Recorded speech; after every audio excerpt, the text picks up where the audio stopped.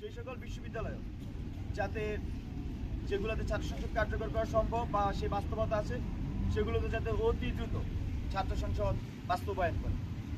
পাশাপাশি বিশেষভাবে যে স্বায়ত্তশাসিত প্রতিষ্ঠানগুলো আছে 4টা প্রতিষ্ঠান, ঢাকা বিশ্ববিদ্যালয়, জাহাঙ্গীরনগর বিশ্ববিদ্যালয়, চট্টগ্রাম বিশ্ববিদ্যালয় এবং রাজশাহী বিশ্ববিদ্যালয়, এই বিশ্ববিদ্যালয়গুলোতে আমরা মনে করছি যে সহাবস্থানের রাজনীতি চর্চা চলছে, এগুলোতে অতি সত্বর ছাত্র সংসদ কার্যকর করতে হবে।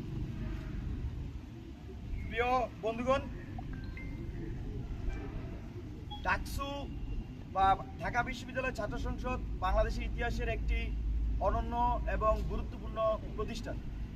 আপনারা জানেন 1922 সালে এই প্রতিষ্ঠান গঠিত হয় এবং এই প্রতিষ্ঠান পরবর্তীতে ঢাকা বিশ্ববিদ্যালয় সহ বাংলাদেশের ইতিহাসে গুরুত্বপূর্ণ ভূমিকা পালন করে। বিশেষ করে ঢাকা বিশ্ববিদ্যালয়ের শিক্ষার্থীদের যে গণতান্ত্রিক চর্চা, গণতান্ত্রিক নিয়মে তাদের নেতা নির্বাচন এবং এখানকার সাংস্কৃতিক বিকাশের পিছনে ঢাকা বিশ্ববিদ্যালয়ের কেন্দ্রীয় ছাত্র সংসদ বা ডাকসু সবসময় গুরুত্বপূর্ণ ভূমিকা ছিল।